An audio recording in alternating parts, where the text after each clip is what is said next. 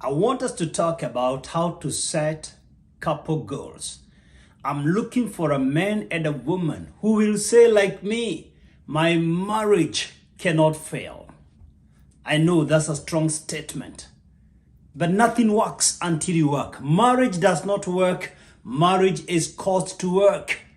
Do you know why guys fail to quit smoking or drinking or another habit that is undesired? It's simply because they have never made up their mind to quit. Ask yourself, how come these guys can fly for 16 hours without smoking? Or they get admitted in hospital for days or weeks. Some get incarcerated in prison for months and they can't touch a cigarette. When somebody makes up their mind they want to quit, they will quit. If you make up your mind, your marriage will work. If you make up your mind that your marriage must work, you will pray over it, you will look for counseling, you will read any book, you will do anything it takes for your marriage to win. The primary reason why marriages fail is because couples don't have clear marriage goals. They have never made up their mind, my marriage must work. It's not a maybe, there's no gray area. It must work. Nothing works until you work. That's the first law of motion. Guess what? When I was admitted for my PhD program, we were 102 students. And Professor Chris, who was orienting us, said, from their data, only about one student can graduate in 3 years. Majority will take about 7 years, others will never graduate. I made up my mind, I am that student who will graduate in 3 years. I remember telling my Mercy, I will graduate in 3 years. I've made up my mind. I slept late. Many times, 3 in the morning, working on my thesis. Guess what? 3 years later, I graduated alone from the University of Nairobi. Project management. I was the first PhD graduate in Kenya. I made up my mind. And that's the same thing I did with my marriage. I said, my marriage cannot fail. I will do whatever it takes for my marriage to win. You've got to make up your mind. That's what Isaac Newton said. The ball will continue roaring unless something stops it. And if it's at rest, it will remain in a state of rest unless somebody kicks the ball. The ball doesn't just roll. Somebody has to apply some force, some pressure for it to move. Here's the deal. Decide your 3 goals for this year. Just 3 goals. Don't set so many goals. When you set so many goals, they're scary. Have a journal. Write down your goals. Just 3 goals. How do you set them? Get out with your partner. Go out. Sit down together. Ask your partner, list for me 5 areas that you want me to work on this year. 5 areas, 5 weaknesses that you want me to work on. People are very good in identifying your weaknesses. We don't like saying our weaknesses. Sometimes we don't even know some of our weaknesses. So ask your partner to write it down in your couple journal. Have a couple journal. Have your marriage journal. So that next year, such a time as this, you can compare. Have I made some progress? Are we making some progress? And then be honest, be candid, be sincere with each other. List down the weakness of your partner. Let your partner list down the areas that they need you to work on. It could be anger.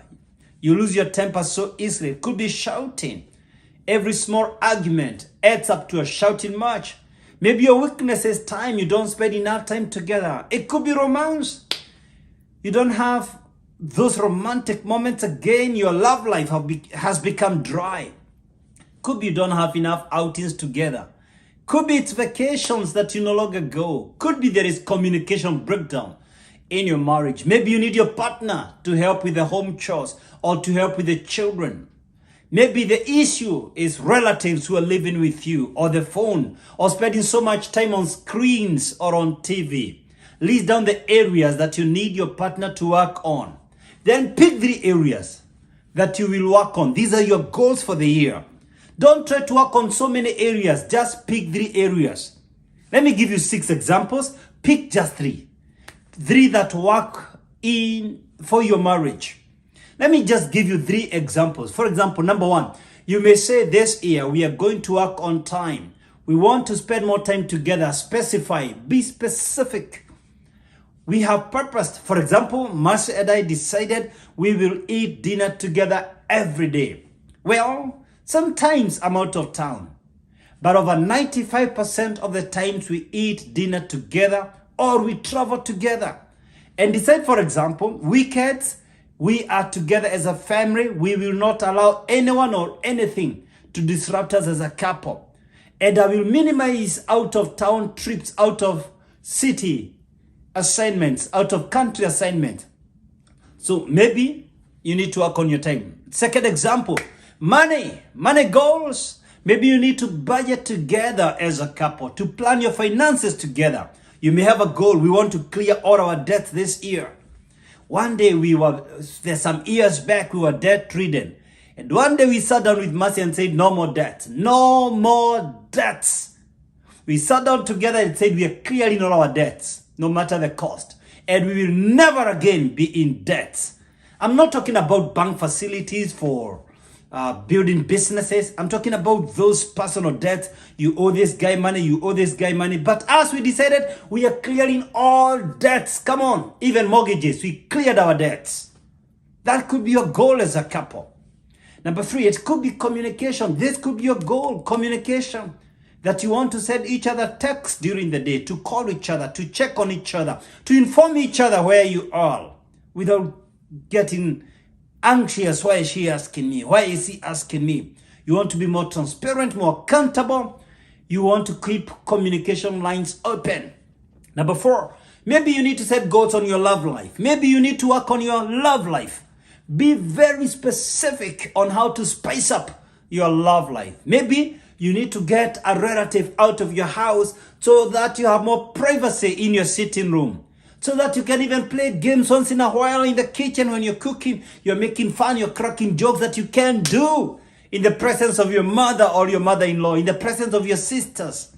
Maybe you need to find a way to have more privacy as a couple and liberate your home from intruders. I'm serious about this. Maybe that's your couple goal for this year. Maybe you need to be in the bedroom by 9 o'clock or by 10. Whatever time you choose as a couple, agree, specify the time by which we have to be in the bedroom.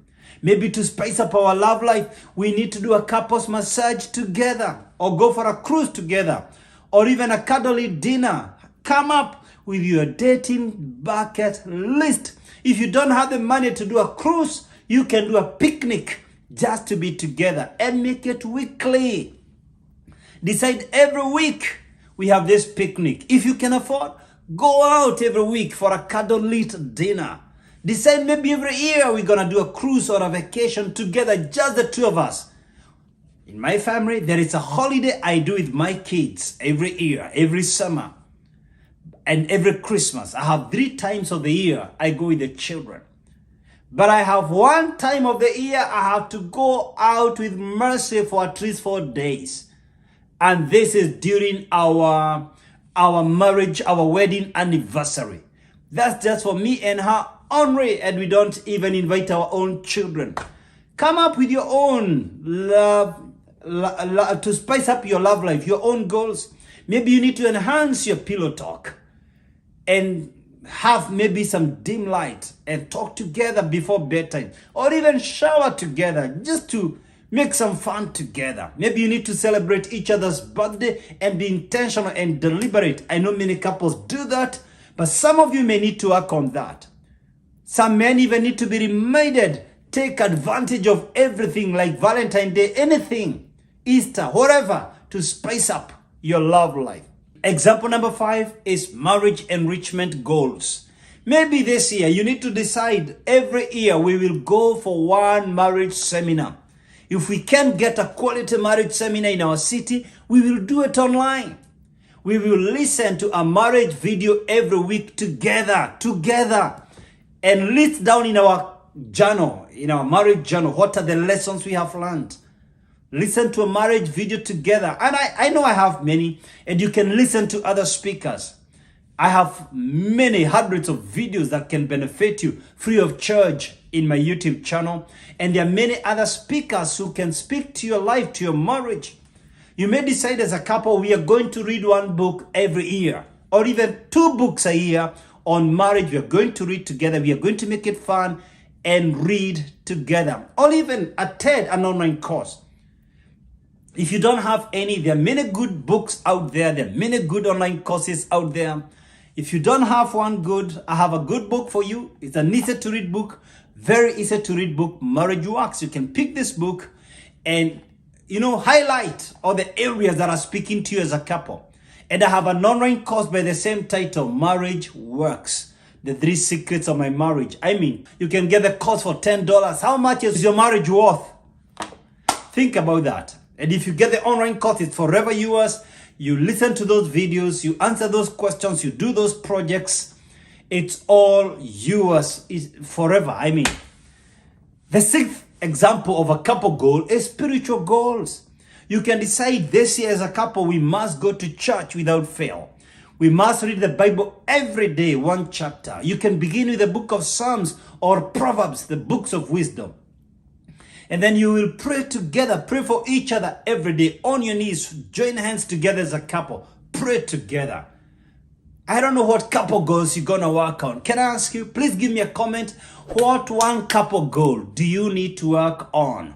Please write to me as a comment in this video. Let's engage. Let's help each other. Let's see which goals we need to work on. And please, subscribe to my YouTube channel. That's the best way you can support me to continue inspiring you. Thank you so much. And I pray for the very best in your marriage.